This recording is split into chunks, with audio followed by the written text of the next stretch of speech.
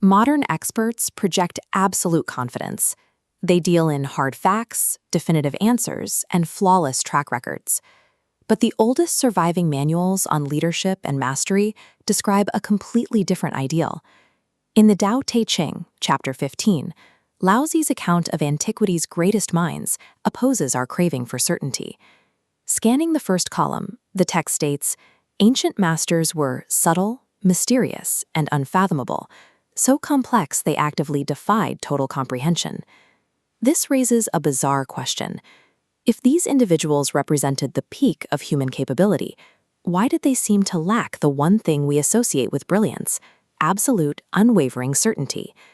Instead of painting them as bold and decisive, the text uses words normally associated with weakness. They are described as hesitant, murky, and empty. We will examine how an unreadable presence provided a distinct tactical advantage, allowing these figures to navigate environments that would paralyze a more rigid mind. Understanding this approach inverts our standard definition of power. It exposes the hidden durability of refusing to ever become a finished, easily categorized product. Because a true master has no rigid ego or fixed shape, Laozi states he can only force a description of them. He has to illustrate their nature entirely by how they move and react to the environment around them. The first operational strategy is hyper-awareness. The text compares the master's movements to someone who is hesitant, like they are crossing a frozen stream in the dead of winter. This hesitation represents a highly calculated, humble respect for the hidden, shifting dangers beneath the surface of any complex situation. The second strategy prioritizes fluidity over rigidity. Laozi describes them as yielding, like ice about to melt. Rather than stubbornly holding their shape and forcing their way through an obstacle, they continuously adapt their form to bypass it. The third strategy relies on total unpretentiousness.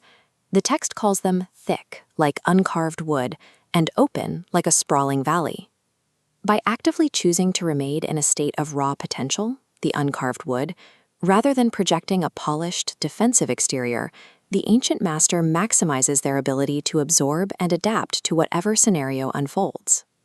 These physical metaphors explain how the master navigates the outside world, but the text also reveals the internal processing system they use to solve complex problems in their own mind.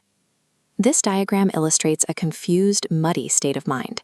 It visualizes the core mechanical question of Chapter 15. Who can be muddy and yet settling slowly become clear? When our minds are clouded with a confusing problem, the modern instinct is to aggressively intervene.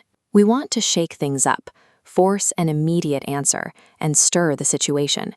But doing so only agitates the dirt, prolonging the chaos. The Taoist approach relies on radical patience. The master recognizes that clarity is a natural physical law. If you simply cease all intervention and stop stirring, gravity takes over. The dirt has no choice but to eventually settle.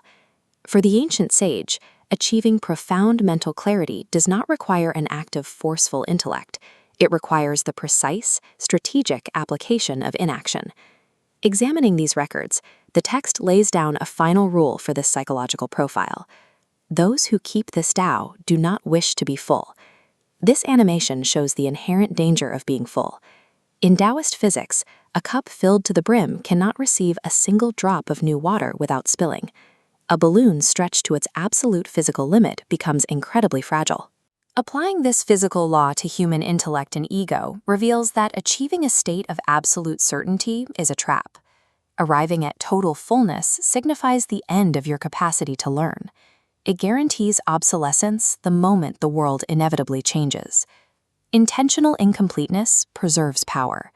By refusing to be full, a person maintains an infinite capacity to absorb new information and react to a shifting reality. Remaining empty, unfinished, and unfathomable provided the ancient masters with the strength to endure the heavy friction of life without ever being broken.